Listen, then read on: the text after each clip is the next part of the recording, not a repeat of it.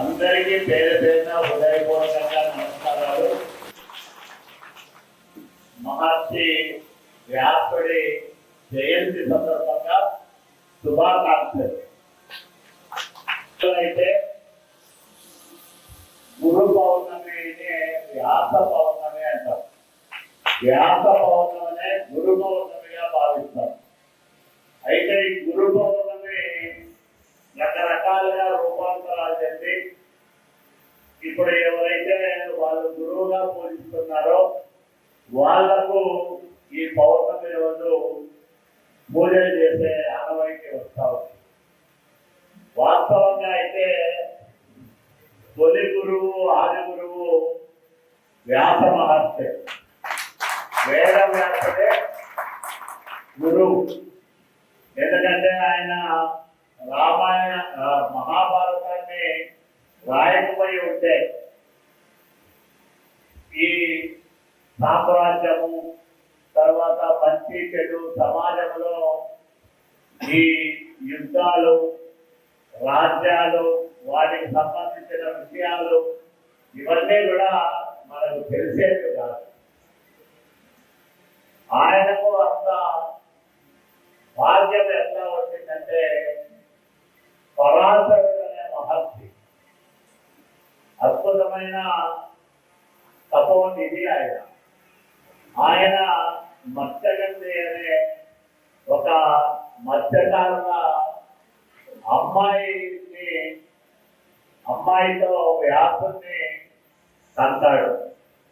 కాబట్టి ఆ వ్యాసుడి తండ్రి పరాశరుడి మహత్తు, ఆయన తెలివితేటలు ఇవన్నీ కూడా వ్యాస మహర్షికి మహానుభావులు పౌర్ణమి రోజే పుట్టారేమో అనిపిస్తారు. ఎందుకంటే మహర్షి వాల్మీకి కూడా పౌర్ణమి రోజే పుట్టింటారు. అట్లాగే వేద వ్యాసుడు కూడా పౌర్ణమి రోజే జన్మించారు. అంటే నిండు పౌర్ణమి రోజు ఈ ప్రపంచానికి ఒక మేలు సంపత్తిని అందించేదానికి, వైజ్ఞానిక వెలుగులు పంచేదానికి ఉద్భవించిన మహనీయుడు మహర్షి వాల్మీకి అయినా అట్లాగే వేద వ్యాసుడైనా వీళ్ళందరూ కూడా అద్భుతమైన జీవన మార్గాన్ని చూపిస్తారు.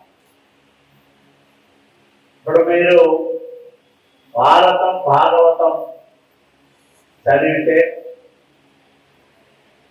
భాగవతం ఇప్పుడు శ్రీకృష్ణుడు ఆయన కూడా ఆది గురువు అనే గురువులకే గురువుతే మనిషి పుట్టేటప్పుడు ఏమీ తీసుకురాడు, వెళ్ళేటప్పుడు ఏమీ తీసుకోడు అనే ఒక గొప్ప నీతి సూత్రాన్ని వీళ్ళ జీవితాలను మనం చదివితే మనకు అర్థమవుతాడు.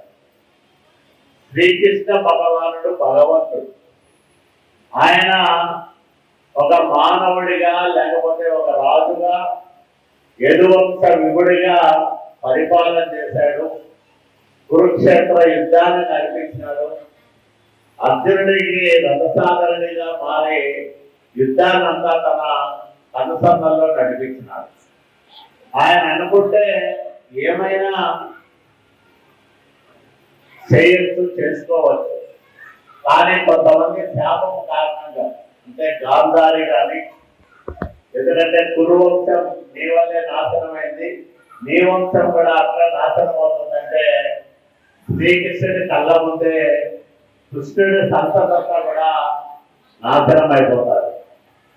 పాండవులు 100 మంది కౌరవులను జయించి దాదాపు 36 సంవత్సరాలు రాజ్యాన్ని పరిపాలన చేసిన తర్వాత ఏముంది ఈ రాజ్యంలో ఇదంతా పరిపాలన చేశాం కదా అని అర్జునుడు ఒక రోజు మనమందరం కూడా స్వర్గానికి నడుచుకుంటూ పోతాం, ఏముంది ఏం చేయలేదు భూమి మీద అని నడుచుకుంటూ పోతా వాళ్ళు. అదే మహాప్రస్థానం అంటారు. వెళ్ళేటప్పుడు ఎవరు ఏమి తీసుకోరు. పైన ఒక గుడ్డ, కట్టుకోవడానికి ఒక గుడ్డ, 2 గుడ్డలతో నడుచుకుంటే స్వర్గానికి పోయిన పాండవులని మనం చదువుకున్నాం. మనం కూడా అనవసరమైన ద్వేషాలతో నాకు ఆ 10 రూపాయలు రాకపోయినా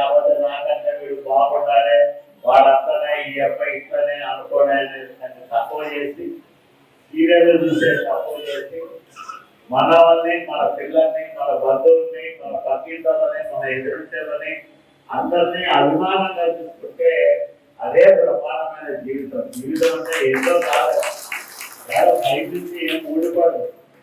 మనము 10 మందితో మంచి వాళ్ళు అనిపించుకుంటే చాలు. అది చాలా కష్టమైనది. అది ఒక బతకడం నేర్చుకుంటే మాత్రం చాలా అద్భుతంగా ఉంటారు జీవితం.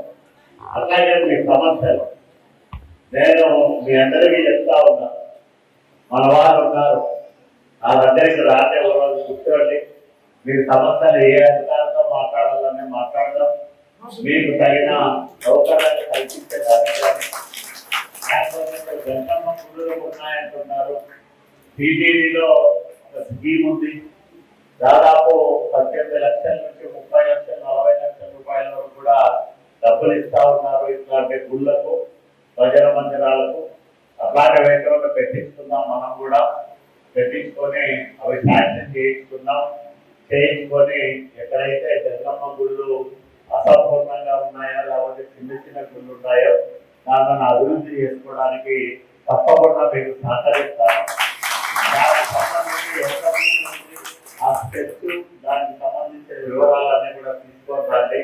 ఆ విఆర్ఓ సర్టిఫికెట్ ఇదంతా తీసుకొని వస్తే నేను అప్లై చేసి, నా లెక్కలు ఇచ్చి నేను అప్లై చేపించి ఆఫీసర్లతో మాట్లాడి అవి కూడా శాంక్షన్ చేయించేదానికి నేను ప్రయత్నం చేస్తానని బీసీలో నాయకులు ఎదగడం చాలా కష్టం. రాజకీయాలు చాలా ఖరీదైపోయినాయి. అడుగు తీసి అడుగు పెడితే డబ్బులు ఖర్చు అయ్యే పరిస్థితి. కానీ అదే చూస్తా ఉన్నాను, చాలా ఏళ్ళుగా అనంతపురంలో మేము పక్క పక్కనే ఉన్నాం. అందులో చాలా కష్టపడతారు, నిబద్ధత ఉంది, నమ్ముకున్న వాళ్ళ కోసం చాలా గట్టిగా నిలబడే నాయకుడు. కాబట్టి 5 సంవత్సరాల నుంచి నాయకుడుగా ఆయన బాగా జిల్లాలో పేరు తెచ్చుకున్నాడు. మన జిల్లా ప్రమాణ స్వీకారాన్ని లేకపోతే బ్రహ్మాండంగా కలిసినాడు. ఏమి సమర్థిస్తున్నారే అంటున్నాడు, చాలా మంది వచ్చినారు. అంటే ఒక నాయకుడు లేని నమ్మకం. ఇతను మా కులంలో మంచి నాయకుడిగా ఎదుగుతా ఉన్నాడు, అతన్ని ప్రోత్సహించాలని అదే విధంగా కులమంతా నిలబడి దాన్ని చూసి నేను చాలా సంతోషపడ్డాను. ఇట్లా పిల్లలంతా కూడా ఎదిగితే బీసీలో మేము బీసీలో సీనియర్ నాయకులుగా సంతోషపడతాం. ఎందుకంటే మా తర్వాత కూడా బీసీలో నాయకులుగా మంచి మంచి వాళ్ళంతా వస్తూ ఉన్నారు, ఎదుగుతూ ఉన్నారు. బీసీల నాయకత్వం బలంగా ఉండాలని కోరుకునే వాళ్ళలో మొదటి వాళ్ళు నేను. కాబట్టి మీకు ఎప్పుడు మీకు ఏ సౌకర్యం కావాలన్నా నా చేతనైనంత సహాయం మీకు చేస్తానని అందరికీ నమస్కారం.